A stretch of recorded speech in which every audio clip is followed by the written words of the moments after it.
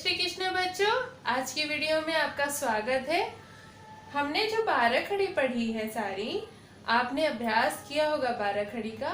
तो आज उसी से जुड़ी कुछ डाउट्स आपके क्लियर करूंगी मैं।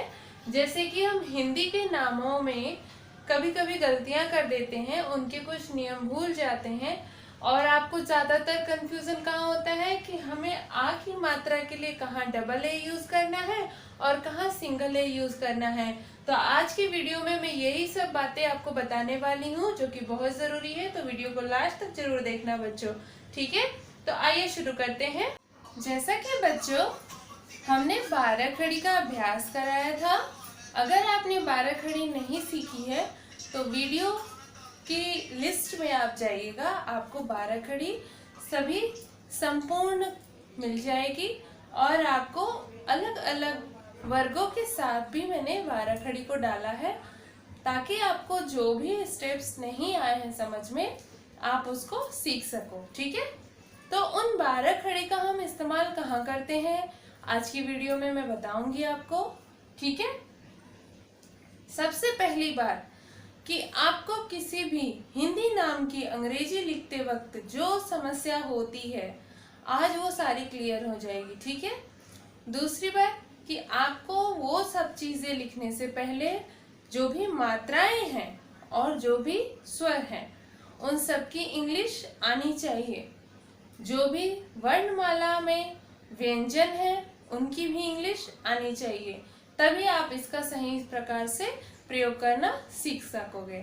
तो जैसा कि हम कोई नाम लेते हैं, यदि उसमें कोई मात्रा नहीं हो, जैसे कि रमन, ठीक है, हमने नाम लिया रमन, ठीक है। तो रमन हमने नाम लिया। अब इसमें कोई भी मात्रा नहीं दिख रही होगी आपको, तो जब कोई मात्रा ना हो तब हम वहां पे क्या करते हैं, आइए इस एग्जाम्पल से समझते हैं। इसका आपने सीखा है आर, इसका सीखा है एम और इसका सीखा है एन, ठीक है। इन तीनों अक्षरों का आपने ये स्पेलिंग सीखा है आर एम एन, लेकिन हम इसको इस तरह से लिख देंगे आर एम एन, तो रमन तो हो नहीं जाएगा। तो हमें इसको सुव्यवस्थित तरीके से लिखना होगा। कैसे? हम इसमें क्या कर देंगे, ए बैठाएंगे। क्या बैठा देंगे, ए। अब ये तो नाम हो जाएगा, लेकिन संख्या का एक नियम होता है कि जब भी हम किसी नाम को लिखते हैं तो हमारा पहला अक्षर बड़ा होगा और बाकी के अक्षर छोटे होंगे। तो यहाँ पे स्पेलिंग्स हमारी क्या होगी, छोटी, R A M A N, ठीक है। तो फर्स्ट लेटर कैपिटल रहेगा और बाकी के जो लेटर है वो स्मॉल रहेंगे। ओके बच्चों, तो यहाँ आपको क्लियर हुआ। यानी एक नियम जो हमारा मेन होता है वो ये होता है कि जहां पे आपका किन्हीं अक्षरों के बीच में मात्रा ना हो वहां पे हम उस खाली जगह को भरने के लिए ए लगाते हैं, ठीक है। अब आते हैं मात्रा वाले पे, आपको अच्छे से समझ में आएगा। या फिर आपको समझाने के लिए मैं एक एग्जांपल और लूंगी, जैसे कि कमल, ठीक है, कमल। तो हमने क का क्या लिखा, के। अब के क्यों, आपने तो सोच रहे होंगे कि इंग्लिश में हमने सी से भी क पढ़ा है, ठीक है। तो एक चीज आप लोग हमेशा ध्यान में रखें कि हिंदी का जब भी हम प्रयोग करेंगे तो उसके लिए जो इंग्लिश लेटर लेंगे वो हमेशा हम के लेंगे, उसकी जगह सी नहीं लेंगे। सी सिर्फ इंग्लिश के वर्ड को पढ़ने के लिए होता है, क प्रोनाउंसिएशन उसका सी का। लेकिन अगर हम हिंदी के नाम के लिए यूज करेंगे तो हिंदी के नामों में हमें क के लिए सिर्फ के यूज करना है। ओके, आगे बढ़ते हैं। इसमें म है तो एम हो गया और ये एल हो गया। अब इनके बीच को खालीपन है ना, के एम एल से कमल तो होगा नहीं, तो इसके खालीपन को हम पूरा करेंगे कैसे, ए लगा करके, ठीक है। क्योंकि किसी के भी बीच मात्रा नहीं है, तो जिन अक्षरों के बीच मात्रा कोई ना हो उनके बीच हम सिंगल ए लगाते हैं, ठीक है। तो ये हो जाएगा हमारा कमल। अब ल के बाद हमारा अ नहीं आ रहा है, हम फास्ट बोल रहे हैं ना कमल, तो इसलिए हम यहाँ पे ए नहीं लगाएंगे। नहीं तो कमला हो जाएगा। ओके, इसके अलावा और कोई बहुत इंपॉर्टेंट रूल्स इसमें नहीं होते हैं, जबकि इंग्लिश के प्रोनाउंसिएशन में कई सारे रूल होते हैं, क्योंकि उसमें जो वोवेल्स के प्रोनाउंसिएशन होते हैं वो एक के बजाय कई वोवेल्स के प्रोनाउंसिएशन होते हैं एक ही लेटर के। और चूंकि हिंदी में जो होते हैं वो हम नाम को लिखते हैं, तो नाम में अगर आप कहीं पे आ का प्रोनाउंसिएशन है, जैसे कि राजा, यहाँ हमने शब्द लिया राजा, ठीक है, तो यहाँ पे दोनों अक्षरों में आ की मात्रा लगी हुई है, तो यहाँ दोनों अक्षरों में लगी हुई है, तो र के लिए तो हमने आर ले लिया, ठीक है, और आ की मात्रा लगी है, तो यहाँ पे अगर आप डबल ए भी लिखोगे तो आपका गलत नहीं होएगा, लेकिन यहाँ पे हम सिंगल ए ही लिखेंगे, क्योंकि रा का आ का जो होता है वो डबल ए भी होता है और ए भी होता है। अब डबल ए का कहाँ यूज करेंगे वो मैं अभी आगे बताऊंगी आपको। तो यहाँ पे हमने आ की मात्रा के लिए सिंगल ए यूज किया है और ज के लिए हमने जे यूज किया है, और यहाँ भी आ आया है, इसके लिए हम यहाँ पे ए लगा देंगे, तो ये हो गया राजा। ठीक है, इस तरह से आप अभ्यास करिए, आप कोई भी नाम आराम से लिख सकते हैं। अगला नाम है हमारा जैसे कि आकाश, ठीक है, आकाश। तो आकाश में क्या हो रहा है, अब यहाँ पे स्टार्टिंग में ही क्या आ गया है, आ, ठीक है, आ गया है, तो आ आने की वजह से हमारा आ का जो इंग्लिश लेटर होता है वो डबल ए होता है, ठीक है, तो डबल ए होता है, इसलिए हम यहाँ पे डबल ए ले लेंगे, ठीक है। अब क का क्या हो जाएगा, सिंपली के हो जाएगा। ओके, क हो गया। अब यहाँ पे आ की मात्रा आया, तो आ की मात्रा के लिए हम ए लगा लेंगे, और यहाँ श आया तो श के लिए एस एच, ठीक है।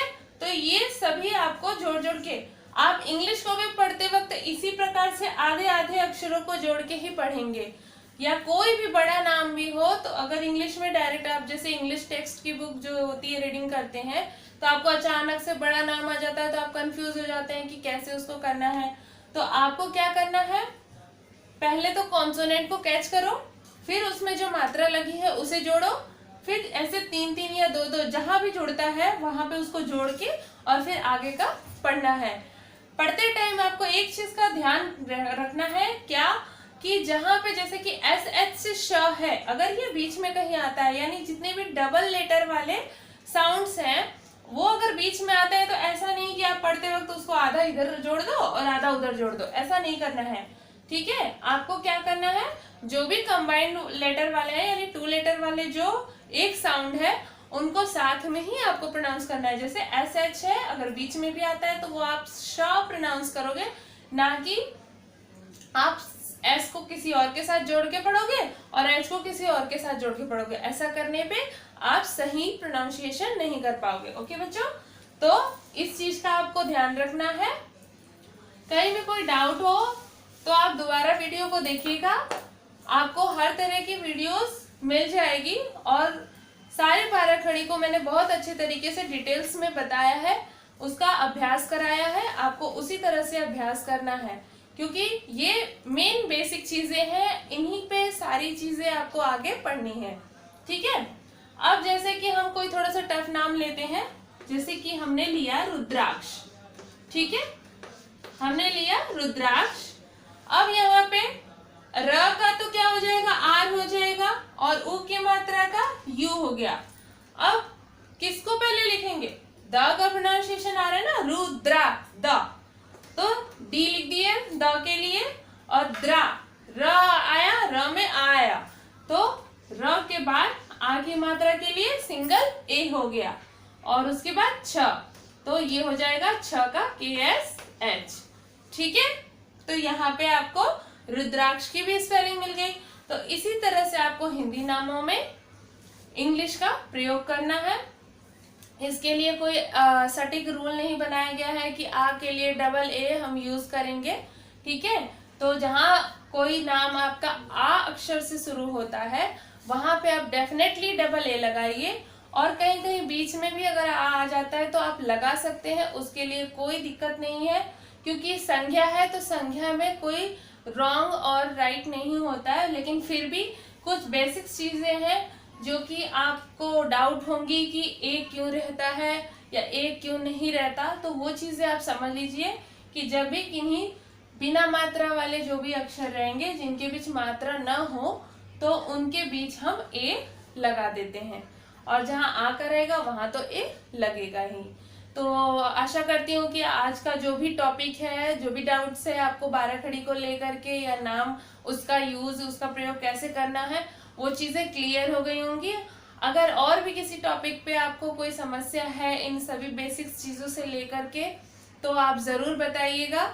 और इसी तरह की मैं वीडियो लाती रहती हूँ ताकि आपकी पढ़ाई में और भी चार चांद लग सके, क्योंकि जब बेस अपना मजबूत होगा तभी आगे पेड़ भी मजबूत होगा।